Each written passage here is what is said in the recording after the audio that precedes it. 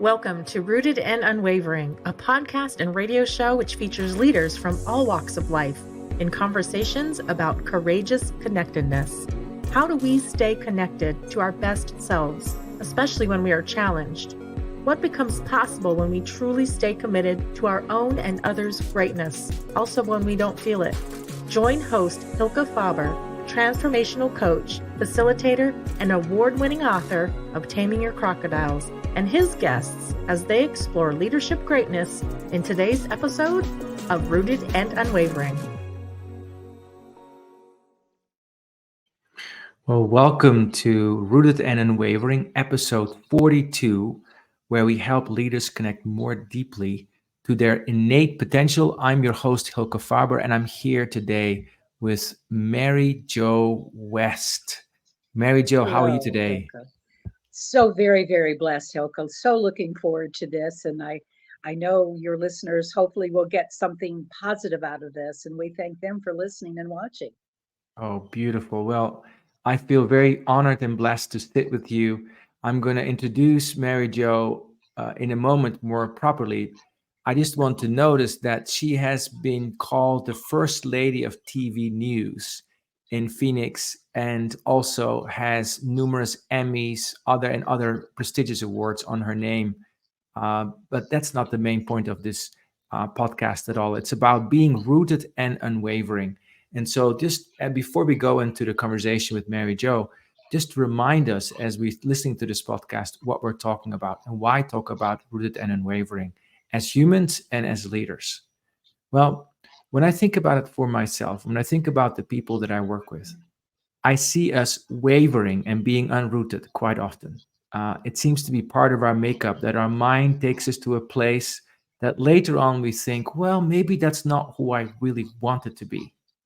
And there's good news in that, which means that's part of us that has awareness of who we aspire to be, that makes us taller on the inside, that makes us feel inspired, that says, has us set up in our chairs, that has us open our hearts, that has us be friendly, kind, compassionate in those places where parts of us are maybe wanting to shy back. It's that part of us that's here. And how do we lead from that place, especially when the external circumstances or maybe even the internal circumstances of our mind or our feelings get a little challenging or a lot challenging? How do we do that? We have conversations with leaders from all walks of life so that we don't only learn frameworks, but we hear real stories. And I see myself sometimes surrounded by all these people that I've talked to and that I admire, of which Mary Jo is one, standing around me when I'm in an hour of challenge, saying, oh, you're right here, standing right beside you. And hopefully each of us can be that person for each other. So now let's talk about Mary Jo for a moment. Mary Jo comes to us with such a beautiful background. When I first met Mary Jo, she was actually a person that I never met before, didn't even know about.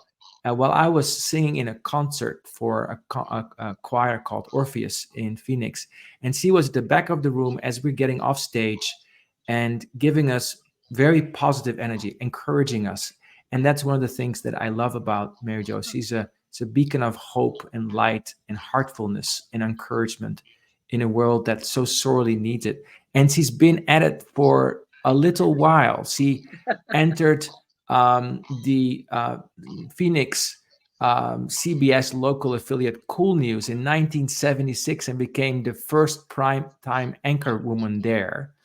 She was called, as I said, the First Lady of TV News. She's won many top awards, including 2 Emmys, 13 Arizona Press Club Awards, the prestigious Peabody Award, and the top national award, the Gracie from American Women in Radio and TV.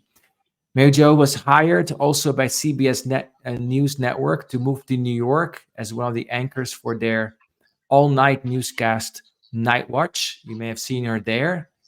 She was honored with many accolades, also for community service in the city of Phoenix. She was presented by the city of Phoenix to the Martin Luther King Living the Dream Award for her work with the mentally ill. We'll learn more about that.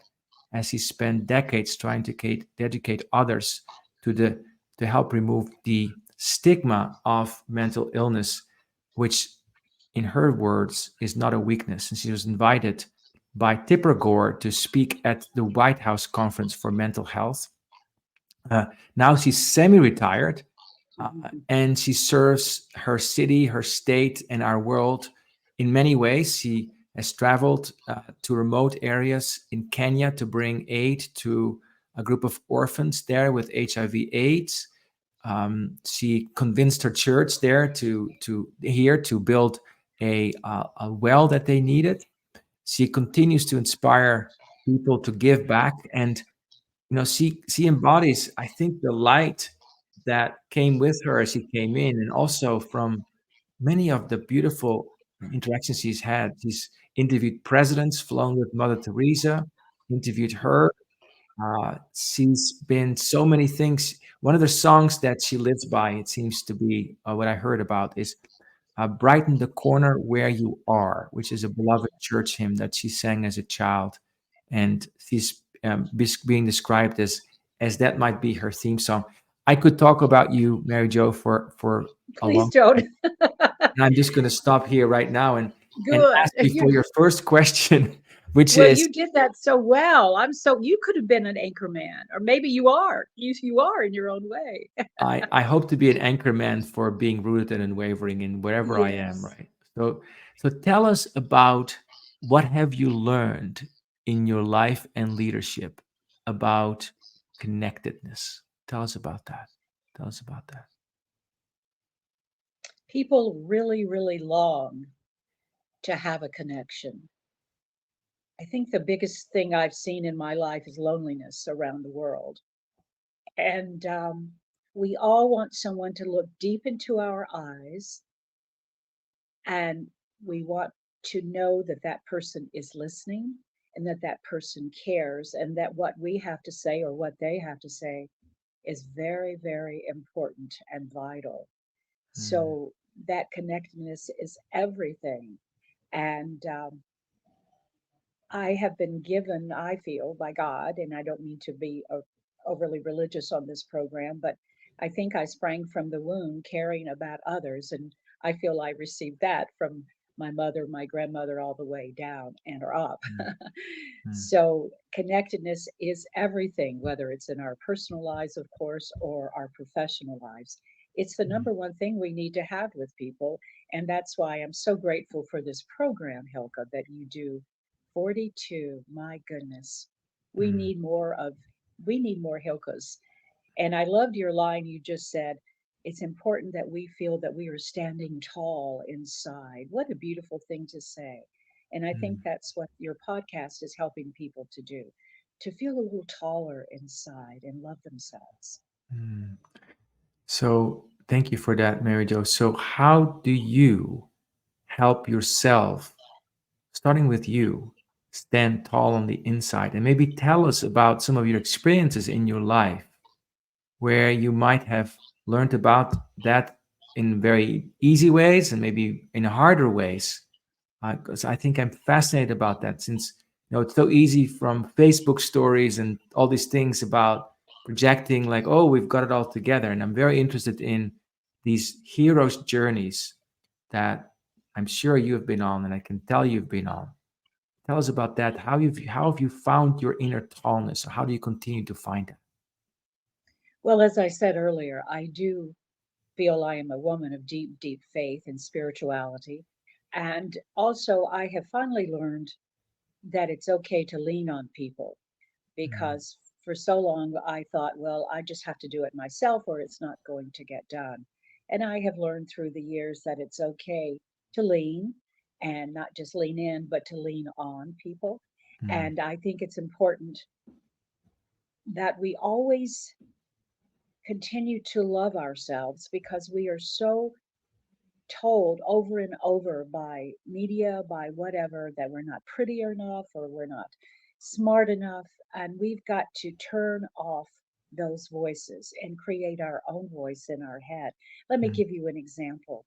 mm, When I became the City of Phoenix's first primetime anchor woman, I sat next to a man who was my boss, who was an icon in Arizona. He was known by probably millions, but at least thousands. Mm. And he did not like the idea of having this young woman half his age sitting next to him. And at the time, he made my life miserable. He would say things horrible things to me seconds before we would go on the air, sexual kinds of things. And this was 1976, and that was back when sort of that generation thought it was okay to say things like, "What can I do to see your blank?" or "Let's play hide the weenie in the helicopter," or those kinds of things. And I had the luxury of having an amazing husband to go home to every night and cry and let it all out.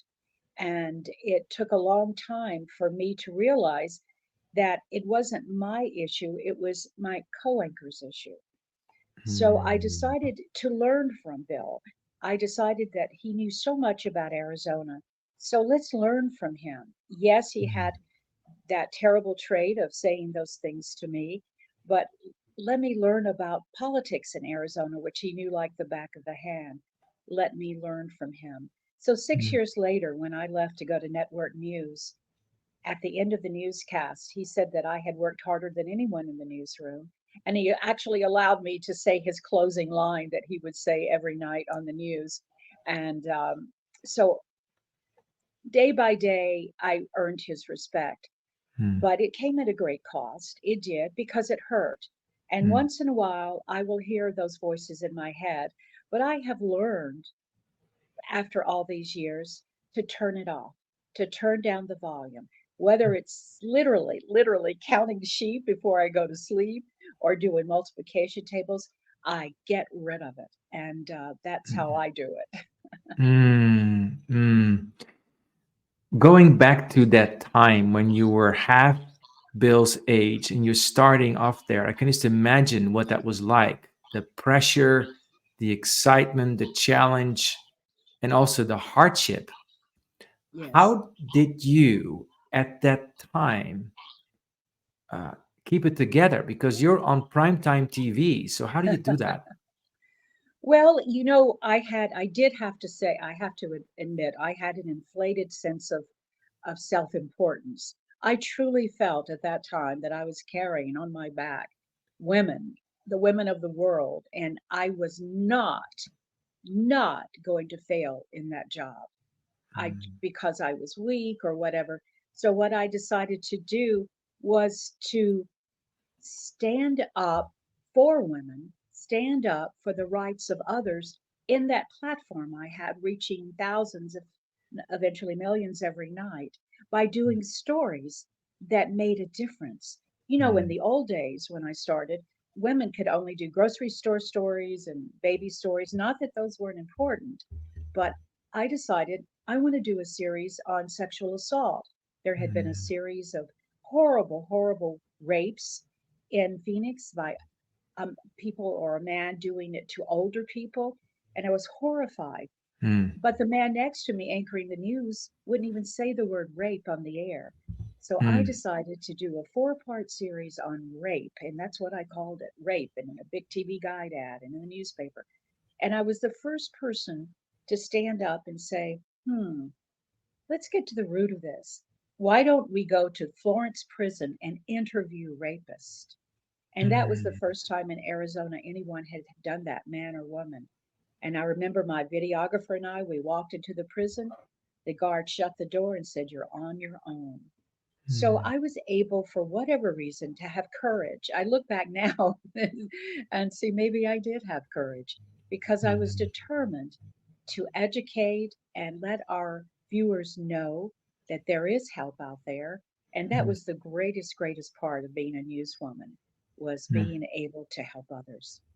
I hear that sense of purposefulness and courage Yeah, that held yeah. you up at the time. And I think that is such a powerful reminder where our little ego brain might go into, ooh, I can't do this for myself if it's just about my little survival. And yet, if I can see myself in the bigger context, connect myself to that, that automatically wires me for greater strength. Well, that series resulted in my videographer and I receiving our first Emmy for that, and we realized that we were doing the right thing. And in fact, the second series I did was very controversial. No one had covered this in the Phoenix area, and that was on incest. Mm, So you can imagine that people were tuning in and basically thinking, what are they going to do next? But it mm, wasn't for ratings, it was mm, to heal. I think now, in looking back, I was a wounded healer. I think we all are wounded healers. mm, And that was my role at that time. mm. So you worked on programs about rape and programs about incest, two Yes, topics that I would understand, at least still today, are quite taboo for many people. And so, absolutely. can you tell us about what was the healing power of these programs for you and for the people that worked on it and for the people that saw them? Well, the back then we didn't have the social media that we have today, but just the hundreds of letters that came in, the hundreds of phone calls thanking us, and and just I know that we were able to let people know who had been sexually assaulted about the Center Against Sexual Assault in the Phoenix area, and they had many, many, many more people call and get help. So that was very, very encouraging. And again, the reason why I think I stayed in broadcasting for so long, because it's more than just car wrecks and murders, as awful as that is, and important to cover. But there is also the aspect, as you said, of we said, of healing. Mhm. And so tell us more about your own healing journey, because you said so beautifully, we're all wounded healers. We're all wounded healers.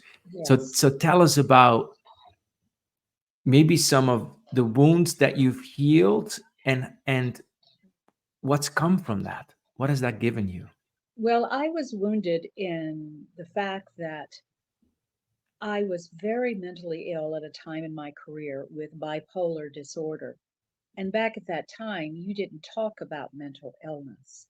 And so, at the very height of my popularity in Phoenix, I was secreted with a capital S into Camelback Hospital, one of the finest mental hospitals in the country, because I had mania, and I also had, at the end of that mania, the end of course of that is dark, dark, dark clinical depression. Bottom line is, I have a broken brain, which means the chemicals don't get to my brain like most people's chemicals do. And I need help to make those chemicals and the serotonin kick in. So, fortunately, in the early 90s, that was when Prozac and other antidepressants had been researched and developed for years. And I was able to get help. But back in 1981, when I was so very, very sick, those medications had not been developed yet. So at Mm, that time, the only thing that my psychiatrist said would help me would be shock treatments. Can you mm, imagine being on the air and getting shock treatments? Now they mm, call it ECT. It's much kinder and gentler. But I had a series of three. Most people get 12. And that made me able to function again. Well, of mm, course, I kept this secret. I mean, a year later, I'm at CBS News in New York. I'm not going to say in my interview with Dan Rather, oh, let's see, I'm a good writer, I'm an excellent reporter, I had shock treatments, and I'm good with people. You don't bring it up. It's a mhm, terrible, terrible secret. And I carried that secret until the early 90s.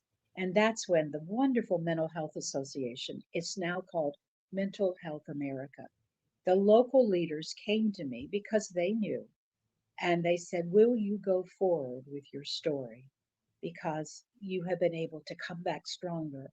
And not only did I go forward with my story locally, but Oprah Winfrey invited me on her program, and I was able to share the story that there is hope and help for those of us with broken brains. mm. There's hope and help for us with broken brains. Yes. As you're speaking, Mary Jo, I would submit that most of us have some brokenness in the brain, meaning some scars and things. And what you're speaking about is, of course, is a very systemic way of brokenness with bipolar, and that's a very specific type. I think your story is is relevant for all of us, because we can all, Whatever the brokenness is, yes. whatever the brokenness is, right? So besides the medication and the shock treatment, how do you already talked about this a little bit more earlier, how do you work with what comes up in your mind, and how do you keep yourself inspired? Because that's one of the things I'm so struck by. I know that, you know, I want to be like you, basically, is what I'm sensing. Like, how does she do it? How do you do it? Yeah, well, I have a mantra when that darkness comes back, and it does.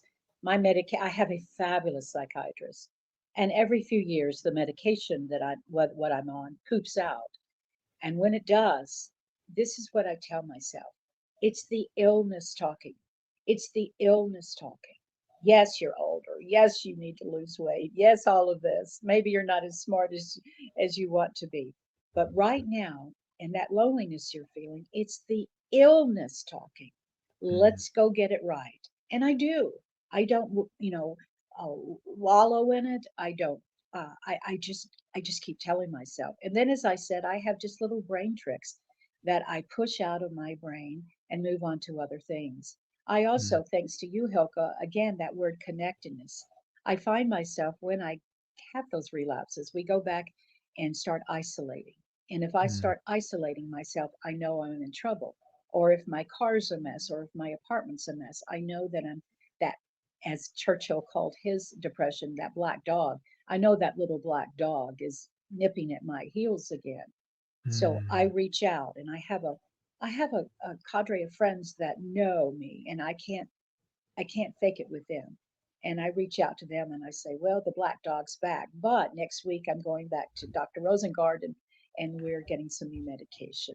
You just can't stay in it. You can't let it win. mm. You make it sound so easy. It's not. No, no, no, no, no, no. Like right now, I'm worried. Okay, I know I have a double chin, but are the three chins showing? Those kinds of things, especially as women in the media, people are so mean about things like that. But now I use humor and I laugh it off as I just did earlier. It's called getting older, and yeah. So I think another thing, and you know this, Hilka, more than anyone, humor is so healing. It's Yeah. just so healing, having that sense of humor. In fact, when I go out and give my speeches around the country, I take the word success and I take each letter in success and give it a meaning. Well, the first S in success is sense of humor. And I tell stories about all the times I used that in my media career, of how to get through those horrible times by Mm, laughing at myself. mm. I I love that. I love that. So you have seen so many people. You've seen so many parts of our world. Yes, yes. You felt so much, and you feel so much, and you're so open. So when you're sitting here today, right? What is it that all that experience, if you were to just boil it down, what is all that experience? What has all that experience taught you? What is it coming like? If it what does it come down to?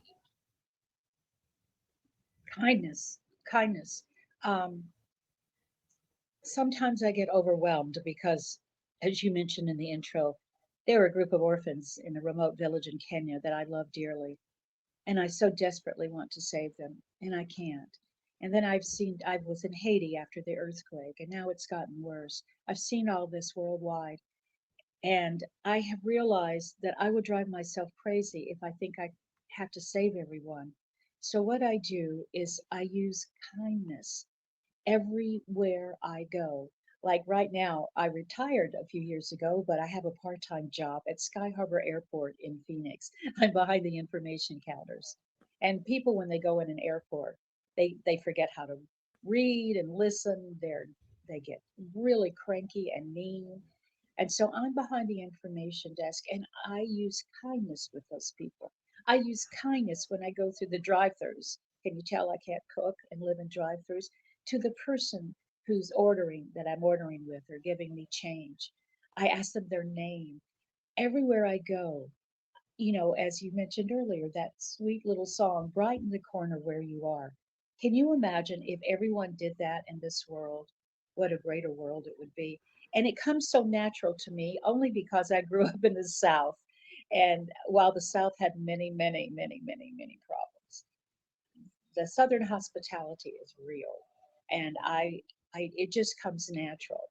And sometimes even my daughter, God bless her, I love her, she used to roll her eyes when we'd go through the drive-thru. Mom, please don't ask them their name. So it gets back. What I've learned is kindness, and Mm, trying to when someone's mean to me at the airport. There are times I've messed up badly. I have not been kind because I let I I let them win. But most of the mm, time, I just take a deep breath and give them a big smile and say, "I can tell you're having a bad day," and mm, kindness. mm, mm. So, how do you extend kindness when you're faced with behavior around you that could be seen as unacceptable? Like, I'm thinking about your co-host way back in the 70s who was saying these really outrageous things to you. Like, how do you extend kindness then? What is it, or what does kindness mean for you in those circumstances? And as you think about it, I just have to say, I'm a frequent visitor of Sky Harbor. I'm going to look for you there too. Yes, you are. Yes, you are. I think it's just stopping and instead of spurting things out right away, as as you know, you and I before this broadcast, we had that lovely moment of meditation. I think it's allowing yourself to just stop and taking about 10 seconds to breathe and to think positive and find, again, don't want to be too religious, but when I look at people who are having a bad day, I try to find the Christ in them, or if you're not in that religion, you try to find the humanity in them and the good in them and imagine them smiling and imagine them having a good day. And I do that a lot because I know that that's not really that person at that moment. They're just having a bad day. They're just having a bad day. Yes, yes, yes. You see That's not them, who they are. That's not who they are. right. That's not who they are. Like, you take the reactivity out of it, pausing for 10 seconds, allowing yourself. I'm I relating to do what you're saying. Yes, because yes. the ball's in my court and I can scream back and I'm good at that, but I won't allow it anymore. And I think also, if you have the illness of clinical depression and it's not treated, there is amazing rage inside of you. And so, thank God I'm on medication. I know I'm kind of changing gears here, but I, to this day, for years, meet one on one with people who have the illness or the spouse of someone who has the illness or the parents and try to convince them don't turn off the choice of taking medication. So many people, no, I'm not going to take it. Look, we take in the society medication for diabetes, for cancer. It's not the end of the world to take medication or other kinds of treatments for Mm, a broken brain. And mm, sometimes that broken brain will cause you to have those outbursts. So that's why it's very important. And that's why I'm so blessed. In fact, I know that after Prozac was put out on the market, a few years later, it went through some bad press. Well, it saved my life, so much so that I flew to Indianapolis and went to Eli Lilly headquarters and found the doctor who, who invented Prozac.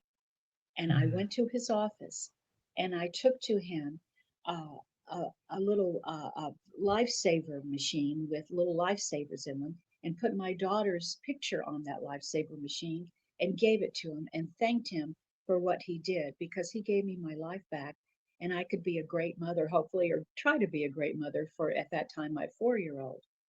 Well, a year oh, later, he won the top prize in the world for what he did. And he sent me a picture of that big, big trophy he had, but next to it was that lifesaver machine. He said, guess which one means the most? mm, So I will always be grateful uh, to that man and to the companies. Now, drug companies get terrible, terrible press, and some of it is deserved. But don't close that door. And but Mm, there's also obviously other things you need to do if you are finding yourself in a dark place. The obvious exercise, reaching out, that connectedness we talked about, mm, getting enough sleep. And as I said off the top of this I almost said newscast, no is a complete sentence. mm, Don't get your plate overloaded. It's so mm, easy to happen. You mm, can't take care of everyone. mm. Yeah, yeah. I hear in you sharing your like words ripen in people, and there's a resonance in what you're saying that I just bow to in terms of how you speak about kindness. We're going to take a short break, and we're going to, after the break, continue this conversation about committing to kindness and how do we develop this orientation towards kindness without us becoming pushovers or getting lost Yes. in it. So we're Yeah. going to look at that. I'm so enjoying this conversation with Mary Jo West, who brings so much to us. She's a fierce advocate, from my perspective, for the heart, for brightness in every corner. She was the first lady of TV news in Phoenix. You can now also find her at Sky Harbor Airport, apparently volunteering, bringing this kindness there. And Mother Teresa and Oprah Winfrey and lots of other people were somewhere in between on this journey towards becoming a beacon of kindness. Thank you so much for being with us. If you're listening, and thank you, Mary Jo West. We're going to take a short break and see you after the break. You are listening to Rooted and Unwavering, presented by Growth Leaders Network, the leadership, team, and culture development company. If you would like to learn more about working on connectedness for yourself, your team, or organization, please contact Growth Leaders Network on LinkedIn. And now, back to the show. Mary Jo West. I'm going to give you a new name, Mary Jo Kindness West. Oh, that's wonderful. We've been talking. It's amazing to have this conversation. So tell us about how have you developed this orientation of kindness in yourself? How did that find its root? You talked about your ancestors already in the southern part of it. How did it take root in Mary Jo, and how has it been developing itself? You know, Hilka, you asked the greatest questions. You were so good at this. I've never asked myself that. Where did it come from? Well, a Bible verse jumps out at me that I remember learning when I was like 3 years old. Be ye kind one to another, tenderhearted and forgiving. I mean, that was one of the first things I ever learned as a child, to be kind. I also, in all honesty, I'm very, very sensitive. And when people yell at me, I don't handle it very well. But while something you just said sparked something in me. Yes, we want to be kind, and I try to do it 99% of the time. But we also don't want to be run over by people. We don't want to be abused by people. And we do need to stand up for ourselves. But you can do it in a way that can be quite kind. You can say, like one of the things I do at the airport when someone really loses it, I say, I don't use it twice. I just say, right now, I can see that you're upset, but the way that you are speaking to me makes me more upset, and I'm here to try to help you. So please, if you could just tone down, the negativity right now so that we can work together. But getting back to where all of that came from, it came from my my grandparents, it came from my great grandparents who were still alive, my great grandmother rather. My mother was the sweetest woman in the world, and I Mm, learned that from her as well. mm, mm. And how have you then developed it? Have you ever almost lost it? Oh, I lost it. Yeah, I should have been fired. Um, I've been now at the airport for 5 years, but 2 years into that, There was a man, there was a long line at my counter, and there was a man who thought he had the right to come up and jump in line in front of everyone. And he asked me a question, and I just said, "Sir, I want to help you, but these other people are here first." Well, he wouldn't go away, and he kept screaming at me, and he kept screaming profanities, everything in the world. So I just lost it, and I said a terrible thing to him using the worst word you can think, and told him to blank off. Well, the people in line started applauding. Now, that was wrong of me. It was horrible. So I did lose it on that day. But 99% of the time, I don't lose it. So I don't want to come off as a saint. But on that day, I lost it. And Mm. and so much so that after the line went down and I had a moment, I ran out and I found that man. He was out on the curb at that time and I apologized to him. But at that moment, I lost it. Mm. Mm. How did you know to apologize? It was just the way that I've been brought up, that when you make a mistake, you own it. All those years on the news, it was very important. If we made a mistake, fact error or whatever, we correct that at the very next newscast or by the end of the newscast. Mm. I'm very big into apologies because I think it can be give closure to things. It can take away great darkness, especially from yourself. I am a big believer in apologies when you know you've messed up. Mm. Can we talk about that a little bit more? I think it's such an Right? important part of kindness, like Sure, sure. and staying rooted. Like, can you Absolutely. tell us about that? Can you tell us about an experience where maybe you made an amend or somebody made an amend to you? And what do you think is more important, making the amend or having somebody make the amend to you? They're equally as important. Mm. They're equally as important. Mm. Um, I have a former husband, and I really, really hurt him. And um, I, years later, saw him in person and asked his forgiveness for being a workaholic and the mistakes that I made in our marriage. And do you know that to this day, we are now best friends Mm. and we care for each other deeply and we care for each other's grandchildren. And uh, it's the thing to do. And, it harkens back to the AA, the laws. I'm not an addict, but the laws of AA, where you know uh, making amends is very, very important part of that program. Mm. It's very healing. Now, keep in mind, someone may not want to hear that apology, but Yeah. at least you tried, and that's what matters. And what does that do inside of you when you do that? Oh my gosh, it frees you up.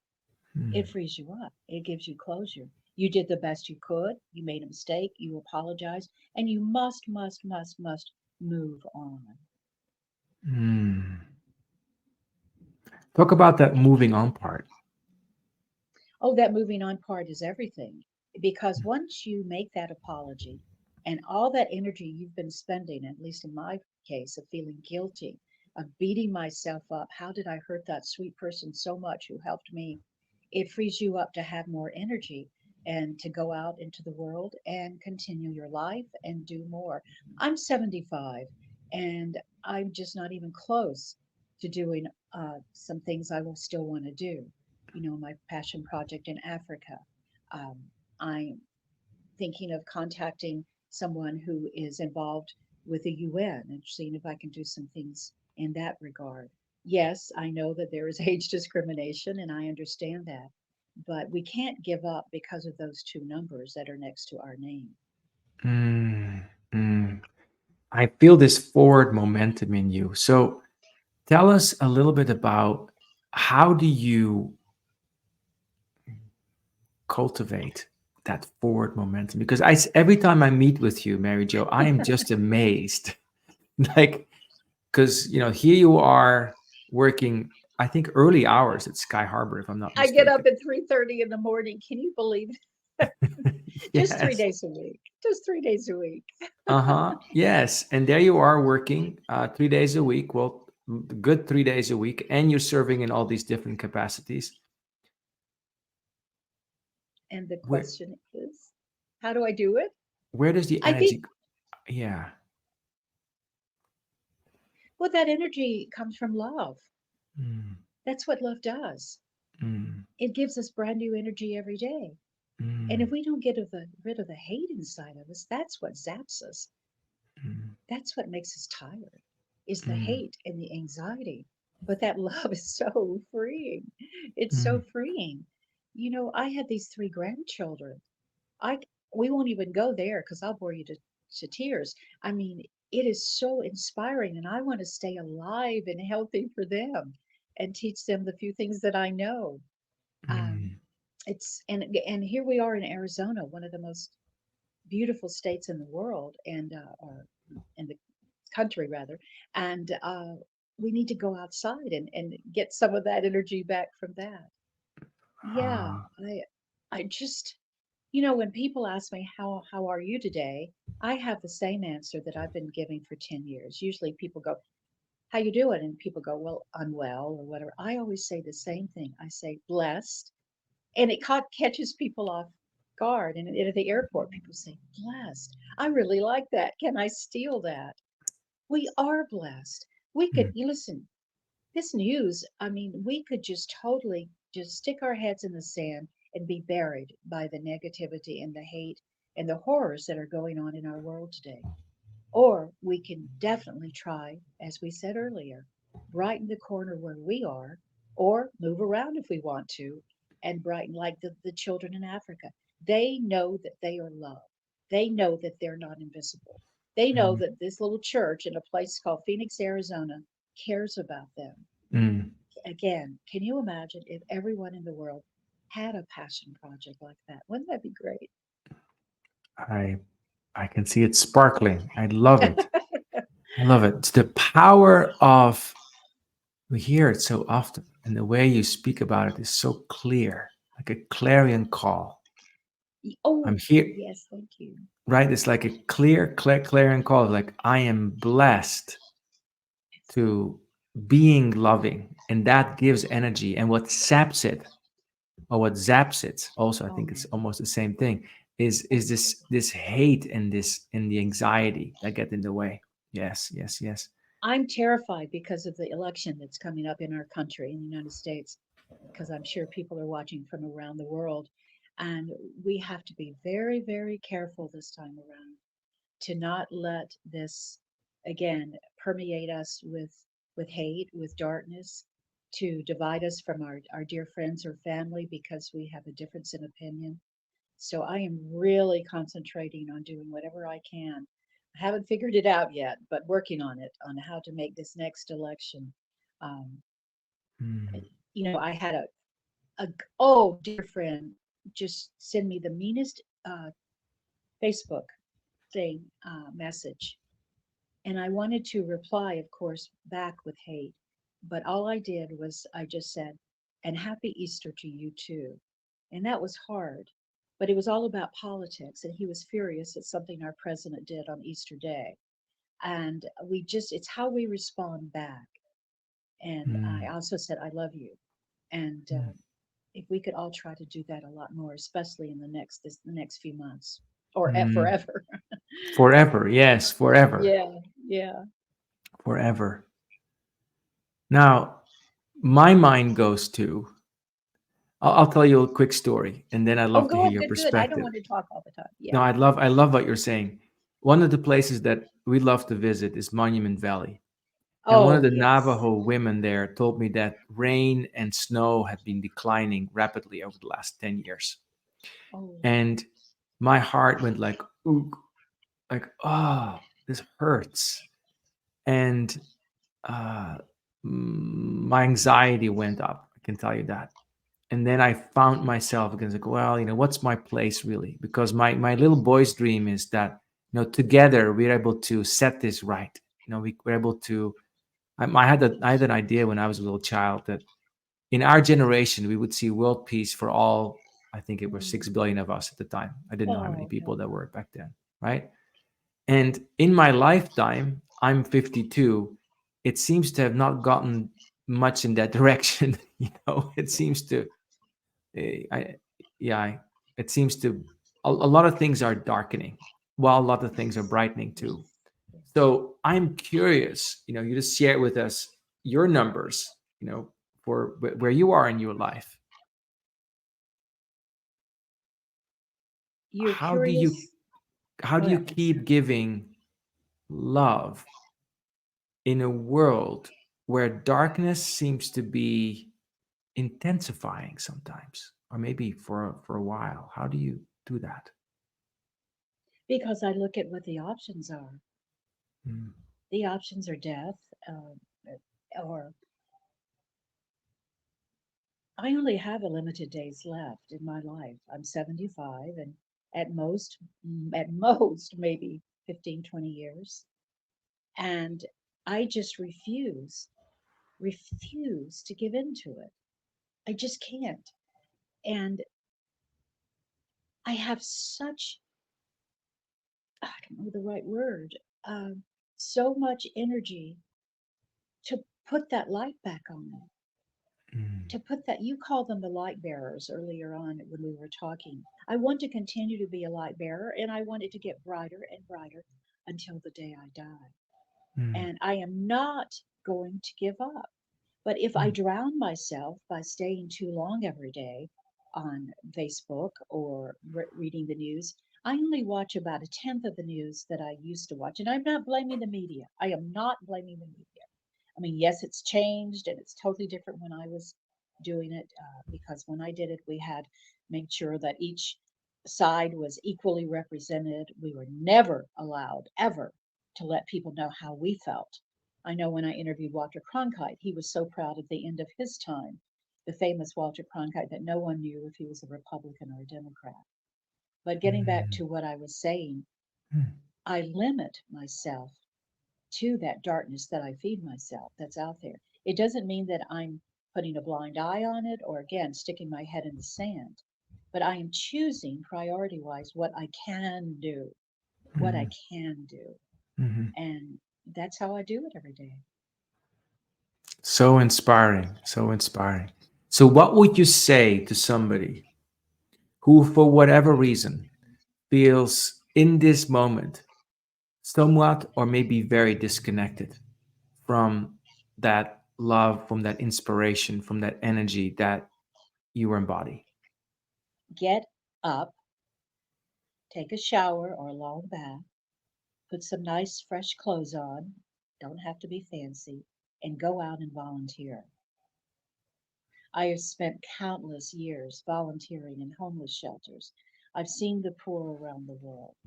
And when you go out of yourself, of your apartment or your house, and you get out among people, it feeds you. It feeds Mm, you.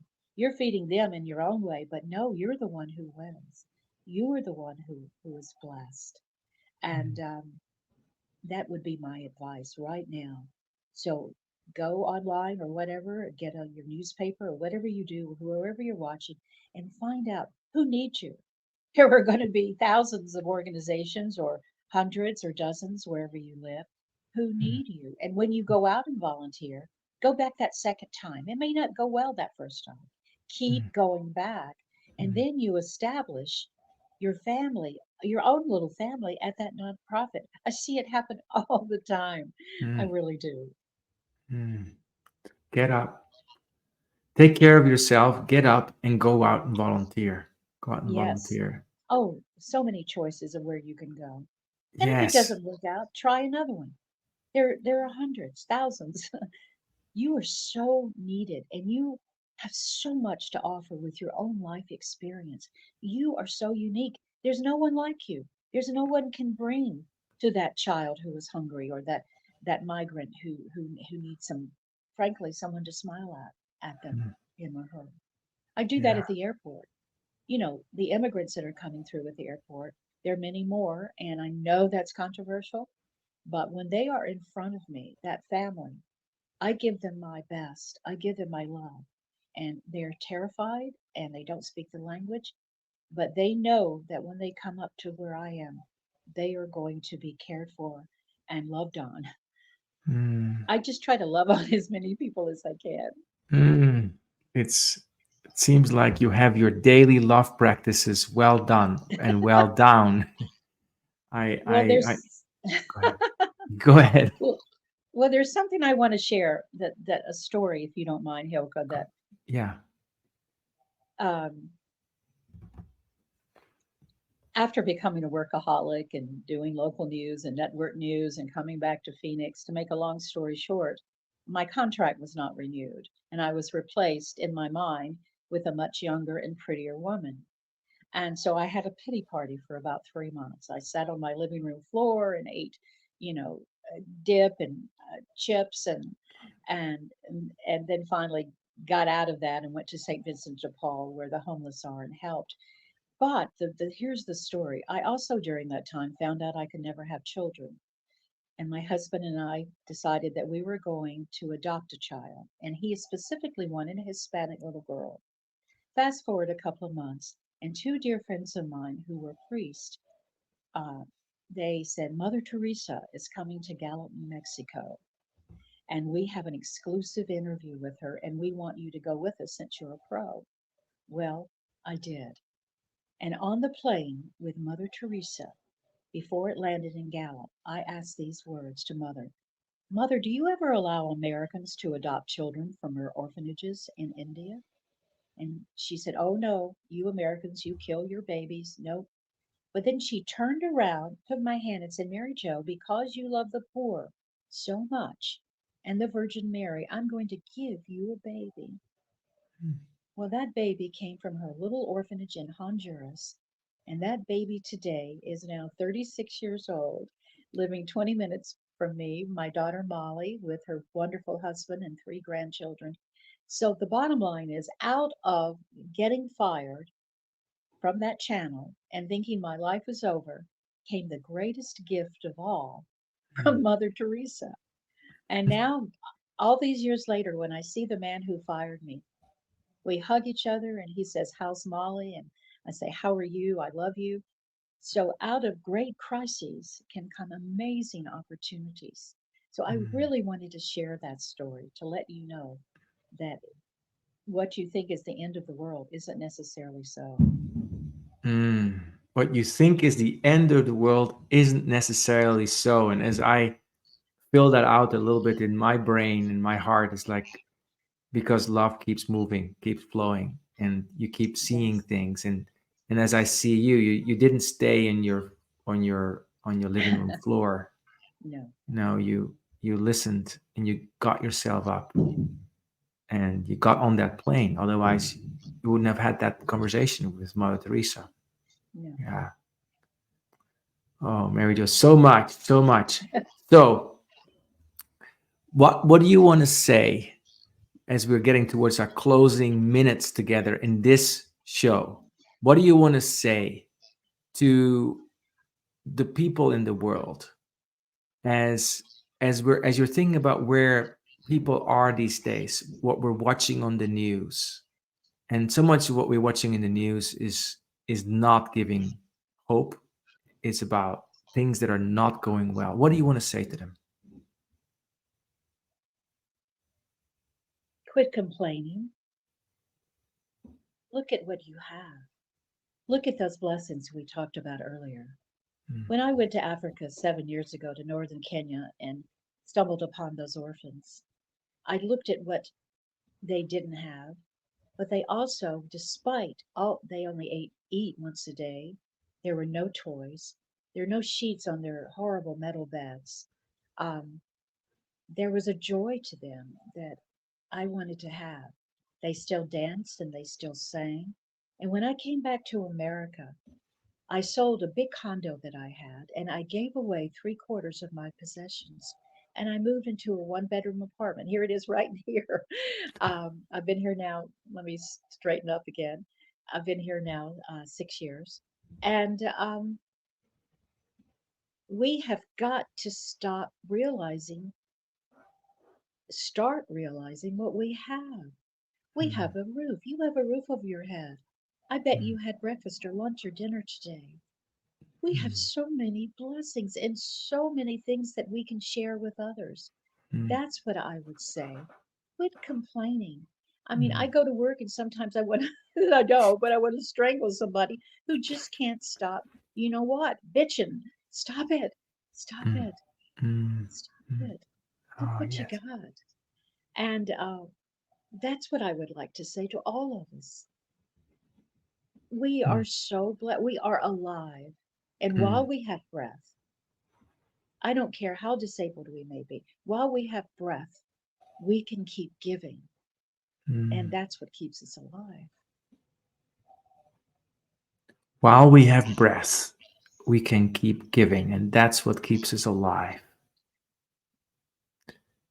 I've taken so much from this conversation. It's been a bath in unconditional love and giving and getting ourselves up and being clear about what's going on, not being afraid to shed light on the dark places and yet not staying there, and being able to extend that deep heart-based kindness.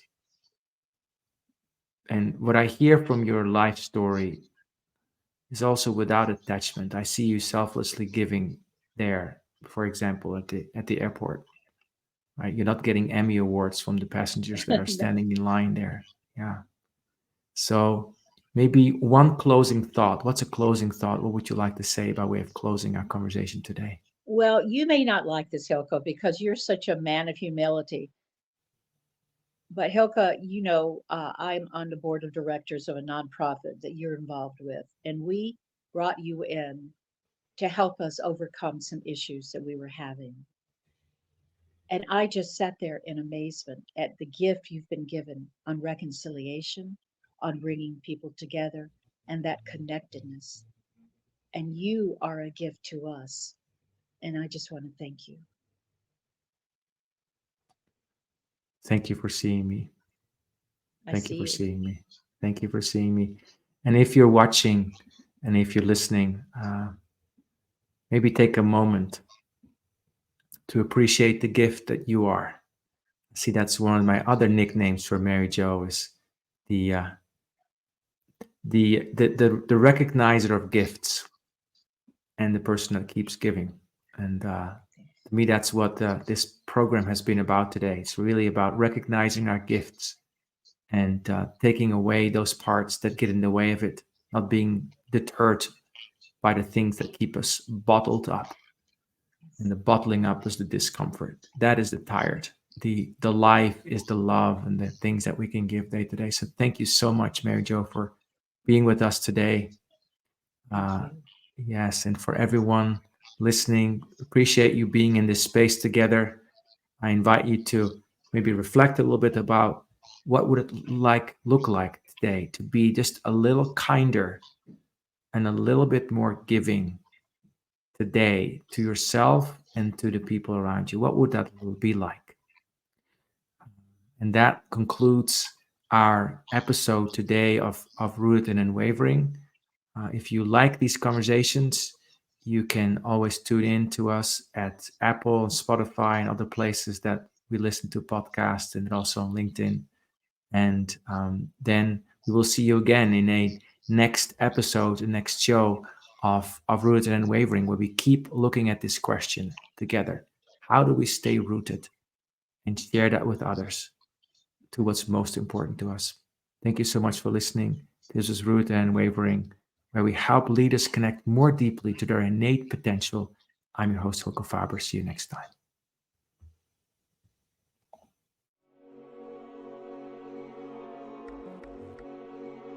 Thank you for joining us in today's episode of Rooted and Unwavering, leadership conversations about courageous connectedness, presented by the leadership development company, Growth Leaders Network.